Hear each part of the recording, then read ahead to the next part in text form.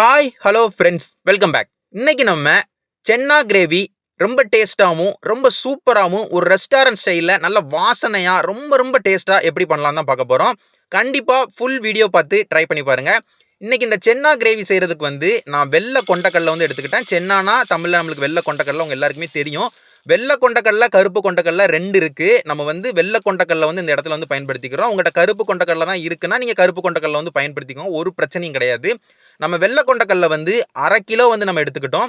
1/2 kilo வெள்ளை கொண்டக்கடலையை ஒரு பவுலில் அப்படியே நான் மாற்றிட்டு அதில் ஒரு 1 லிட்டர் நல்ல தண்ணி ஊற்றி நான் இதை நல்லா ஊற வைக்க போகிறேன். ஒரு 6 மணி நேரத்துலேருந்து ஒரு 7 மணி நேரம் நான் ஊற வைக்க போகிறேன். நீங்கள் முந்தின நாள் நைட்டே ஊற வச்சுக்கிட்டிங்கன்னா கரெக்டாக இருக்கும். நம்ம ஊற வச்சு நம்ம குக்கரில் வேக வச்சாதான் அந்த கொண்டக்கடலை நல்ல டேஸ்ட்டாகவும் நல்ல சாஃப்டாகவும் நம்மளுக்கு கிடைக்கும். நான் இப்போ முந்தின நாள் நைட்டு ஊற வச்சேன். நான் அடுத்த நாள் எடுத்து பார்க்கும்போது உங்களுக்கு தெரியுது. 1/2 லிட்டர் கொண்டக்கடலை அரை கிலோ கொண்டக்கடலை உங்களுக்கு கிட்டத்தட்ட ஒரு 1.5 கிலோ கொண்டக்கடலை லெவலுக்கு நம்மளுக்கு வால்யூம் கூடியிருக்கும். நம்மளுக்கு நல்லா தண்ணி எல்லாமே குடிச்சு நம்மளுக்கு கொண்டக்கடலை இருக்குது. இந்த நேரத்தில் நம்ம எக்ஸ்ட்ரா தண்ணி எதுவுமே சேர்க்க தேவையே இல்லை. அப்படியே அந்த கொண்டக்கடலை தண்ணி 2த்தையுமே குக்கருக்கு மாற்றி அது கூடவே ஒரு டீஸ்பூன் உப்பு மறக்காமல் சேர்த்துக்கோங்க. உப்பு சேர்க்காம கொண்டக்கடலையே வேக வைக்காதீங்க. நம்ம தனியாக வேக வச்சோம் அதுக்கப்புறம் உப்பு சேர்த்தோன்னா அந்த அளவுக்கு கொண்டக்கடலையில் உப்பு இறங்காது. நம்மளுக்கு காரம் இறங்குதோ இல்லையோ உப்பு கொண்டக்கடலையில் கண்டிப்பாக இறங்கணும். ஏன்னா வெறும் உப்பு போட்டு வேக வச்சு கொண்டக்கடலையை சாப்பிட்டாலே அவ்வளவு டேஸ்ட்டாக இருக்கும். அதனால் ஒரு டீஸ்பூன் உப்பு சேர்த்து நல்லா கொண்டக்கடலையோட மிக்ஸ் பண்ணி விட்டுட்டு நம்ம குக்கரை மூடி போட்டு ஸ்டவ்வை ஹை ஃப்ளேமில் வச்சு ஒரு 4 விசில் விட்டுக்கோங்க.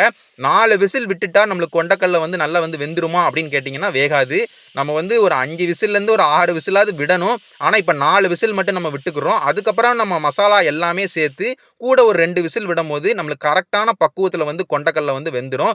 நம்ம 4 விசில் விட்டுக்கிட்டோம். 4 விசில் விட்டு ப்ரெஷர் எல்லாமே குக்கரில் போனக்கப்புறமா குக்கரை நம்ம ஓப்பன் பண்ணுறோம். இப்போ நீங்கள் பார்த்தீங்கன்னா தண்ணியும் நம்மளுக்கு எக்ஸ்ட்ராவாக இருக்கும். அதே நேரத்தில் கொண்டக்கடலை ஒரு 70% நல்லா வெந்துடும். இந்த நேரத்தில் நீங்கள் எடுத்து சாப்பிட்டாலே கொண்டக்கடலை ஓரளவுக்கு சாஃப்டாக தான் இருக்கும். அதே நேரத்தில் உப்பு எல்லாம் சேர்ந்து இப்போ நம்ம சாப்பிட்டா கூட கொண்டக்கடலை அவ்வளோ டேஸ்ட்டாக இருக்கும். அப்படியே இந்த வெந்த கொண்டக்கடலையை ஒரு பவுலுக்கு தண்ணியோடு மாற்றி வச்சுக்கோங்க. தண்ணியை வடிகட்டிட வேண்டாம். கொண்டக்கடலையை மாற்றினக்கு அப்புறமா நம்ம இப்போ ஒரு பேஸ்ட் நம்ம அரைக்க போகிறோம் இந்த கிரேவிக்கு. அதுக்கு கடாய் எடுத்து வச்சுட்டு அதில் எண்ணெய் ஒரு 6 டேபிள் ஸ்பூன் எண்ணெய் கடலெண்ணெய் ஊற்றிக்கிட்டேன். எண்ணெய் லைட்டாக சூடாக ஆரம்பிச்சக்கப்புறமா சீரகம் ஒரு 1/2 டேபிள் ஸ்பூன் சேர்த்துக்கோங்க. அதுக்கப்புறமா மிளகு முழு மிளகு ஒரு 1.5 டேபிள் ஸ்பூன் சேர்த்துக்கோங்க.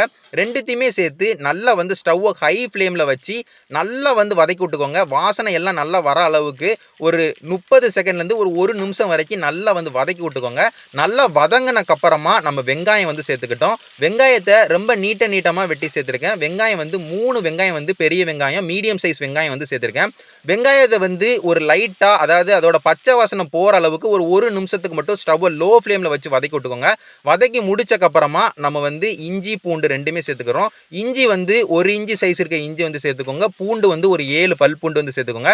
ரொம்ப இஞ்சி பூண்டு பேஸ்ட் சேர்க்க வேண்டாம். அதாவது இஞ்சி பூண்டு சேர்க்க வேண்டாம். இஞ்சி பூண்டு சேர்த்து ஜஸ்ட் லைட்டாக வதக்கி மட்டும் விட்டுக்கோங்க. ஒரு 30 செகண்டுக்கு வெங்காயத்தோட வதக்கி மட்டும் விட்டுக்கோங்க. வதக்கி முடிச்சக்கப்புறமா தக்காளி சேர்த்துக்கோங்க. தக்காளி 3 தக்காளி மீடியம் சைஸ் தக்காளி நீட்டமாக வெட்டி சேர்த்துருக்கேன். தக்காளியும் ரொம்ப தொக்கு கன்சிஸ்டன்சியில் வதக்கணும்லாம் தேவை கிடையாது. ஜஸ்ட் மிக்ஸ் மட்டும் பண்ணி விட்டுக்கோங்க. எல்லாத்தையுமே ரொம்ப வதக்க வேண்டாம். மிக்ஸ் மட்டும் பண்ணி விடுங்க. ஸ்டவ்வை லோ ஃப்ளேமில் வச்சுட்டு இப்போ ஸ்டவ் லோ ஃப்ளேமில் தான் இருக்குது. இப்போ உப்பு நான் சேர்த்துக்கிட்டேன். உப்பு ஒரு 3/4 டீஸ்பூன் நான் உப்பு சேர்த்துக்கிட்டேன். 3/4 டீஸ்பூன் உப்பு சேர்த்து ஜஸ்ட் மிக்ஸ் மட்டும் பண்ணி விடுங்க. நம்ம வெங்காயத்தோடையும் தக்காளியோடையும் மிக்ஸ் மட்டும் பண்ணி விடுங்க. மிக்ஸ் பண்ணி விட்டக்கப்புறமா நம்ம கடைசியாக அண்டி பருப்பு சேர்த்துக்கிட்டோம். அதாவது முந்திரி பருப்பு. முந்திரி பருப்பு ஒரு 15 முந்திரி பருப்பு சேர்த்துக்கோங்க. ஏன்னா கிரேவியை ஓரளவுக்கு கட்டி டெக்ஸ்டர் இருக்கும். நல்ல டேஸ்ட் ஃப்ளேவர் கொண்டு வரதுக்கும் இது ரொம்பவே உதவியாக இருக்கும். முந்திரி பருப்பும் சேர்த்து ஜஸ்ட் மிக்ஸ் மட்டும் பண்ணி விட்டுக்கோங்க. ஸ்டவ் லோ ஃப்ளேமில் வச்சுட்டு எதுக்காண்டி ஜஸ்ட் மிக்ஸ் பண்ணி விட்டுக்கோங்க. ஜஸ்ட் மிக்ஸ் பண்ணி விட்டுக்கிட்டோங்கன்னு சொல்லிட்டுனா நம்ம வெங்காயத்தையும் நம்ம தக்காளியும் வதக்கக்கூடாது, வேக வைக்கணும். நம்ம ஆவியிலேயே வேக வைக்கணும், தண்ணி எதுவுமே சேர்க்காம. அதனால் ஜஸ்ட் மிக்ஸ் மட்டும் பண்ணி விட்டு மூடி போட்டு ஒரு 10 நிமிஷம் அப்படியே மூடி போட்டு ஆவியிலே வேக வைங்க. வெந்ததுன்னா ஒரு டேஸ்ட் குடுக்கும். நம்ம வந்து வதக்கணும்னா ஒரு டேஸ்ட் குடுக்கும். நம்ம இந்த ரெசிபிக்கு நம்ம இத வந்து வேக தான் வைக்கணும். தண்ணி எதுவுமே சேர்க்க தேவையே இல்ல. நம்ம உப்பு சேர்த்தே நம்ம வந்து வெங்காயத்தையும், தக்காளியும் கிண்டி விட்டனால அதிலிருந்து தண்ணி பிரிஞ்சு, அந்த தண்ணியிலே நம்மளுக்கு வந்து நல்லா வந்து வெந்துரும். லோ ஃப்ளேம்ல வச்சு வேக வைங்க. இல்லன்னா உங்களுக்கு வந்து அடி பிடிச்சிரும். 10 நிமிஷம்னா ஒரேடியா 10 நிமிஷமும் அப்படியே மூடி போட்டு வேக வச்சிட வேண்டாம். ஒரு 3 நிமிஷத்துக்கு ஒரு தடவ ஓப்பன் பண்ணி பார்த்து ஒரு 10 நிமிஷத்துக்கு வெங்காயத்தையும், தக்காளியும் நல்லா வந்து வேக வச்சுருங்க. வெந்ததுக்கு அப்புறமா அப்படியே ரூம் டெம்பரேச்சர்ல ஒரு 10 நிமிஷத்துக்கு அப்படியே வந்து விட்டுருங்க. ஓரளவுக்கு நல்லா சூடு எல்லாம் போனக்கு அப்புறமா மிக்ஸர் ஜாருக்கு மாத்தி நல்ல பேஸ்ட் மாரி அரைச்சு எடுத்துக்கோங்க. தண்ணி எதுவுமே சேர்க்க தேவையே இல்ல.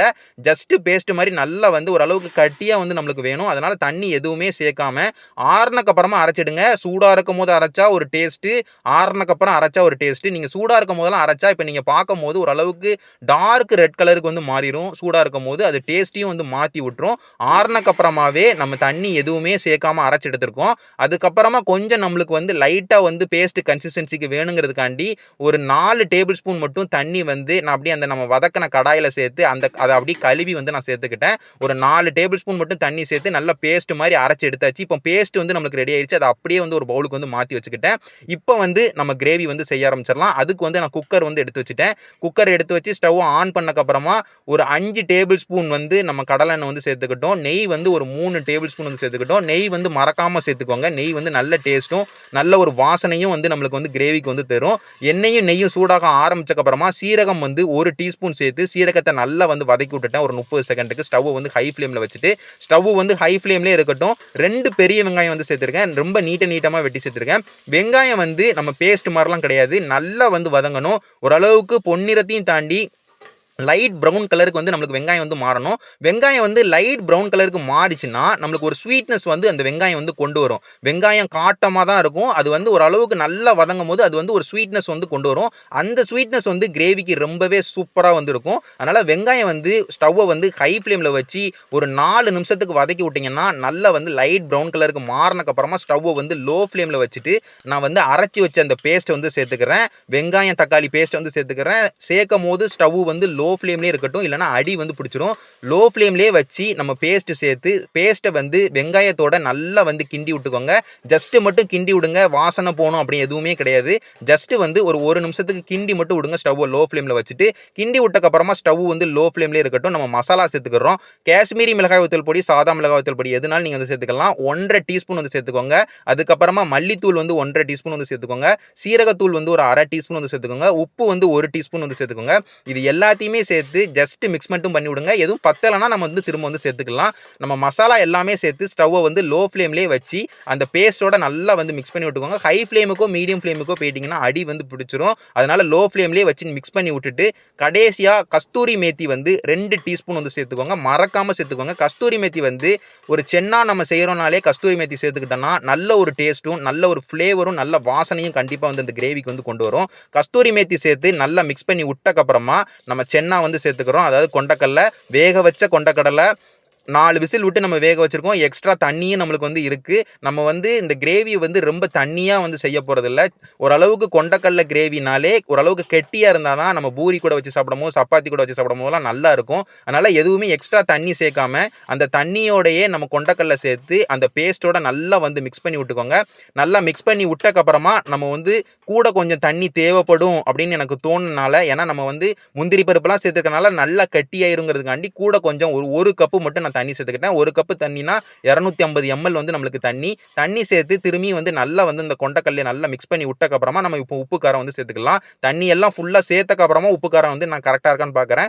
உப்பு காரம் பார்த்ததுல வந்து காரம் ரொம்பவே கரெக்டா இருந்தது. உப்பு மட்டும் கொஞ்சம் கம்மியா இருந்த மாதிரி இருந்தது. அதனால ஒரு 1/4 டீஸ்பூன் மட்டும் நான் உப்பு சேர்த்து திரும்ப வந்து நல்லா வந்து மிக்ஸ் பண்ணி விட்டுக்கிறேன். நம்ம உப்பு, காரம், தண்ணி எல்லாமே நம்ம பெர்ஃபெக்ட்டா வந்து சேர்த்தாச்சு. நம்மளுக்கு கிரேவியோட டெக்ஸ்டரும் அதாவது இந்த அளவுக்கு தான் நம்மளுக்கு தண்ணியா இருக்கணும். ரொம்ப வந்து தண்ணியா வந்து கொண்டு வந்துடாதீங்க. இந்த நேரத்துல நம்ம மூடி போட்டு இதை நல்லா வந்து குக் பண்ணி எடுத்துக்கலாம். ஏற்கனவே 4 விசில் வந்து விட்டுட்டோம். இதுல இருந்து ஒரு 2 விசில் நம்ம வந்து இந்த கொண்டக்கல்லையை வேக வச்சோம்னா கொண்டக்கல்லை வந்து ரொம்ப சாஃப்டாகவும் கிரேவி ரொம்ப சூப்பராகவும் வந்து ரெடி ஆயிரும். அதனால குக்கரை வந்து மூடி போட்டு ஹை ஃப்ளேம்ல வச்சு ஒரு 2 விசில் மட்டும் விட்டு எடுங்க. 2 விசில் விட்டு எடுத்துட்டாலே உங்களுக்கு இந்த கொண்டக்கல்லை வந்து ரொம்ப ரொம்ப சூப்பரா வந்து வந்துடும். நான் 2வது விசில் வந்தக்கப்புறமா நான் ஸ்டவ்வ வந்து ஆஃப் பண்ணிக்கிறேன். ஆஃப் பண்ண உடனே பிரஷர் போன உடனே நீங்க வந்து தொறந்துற வேண்டாம். பிரஷர் போனக்கப்புறமா ஒரு 10 நிமிஷம் கழிச்சு நீங்க வந்து ஓப்பன் பண்ணுங்க.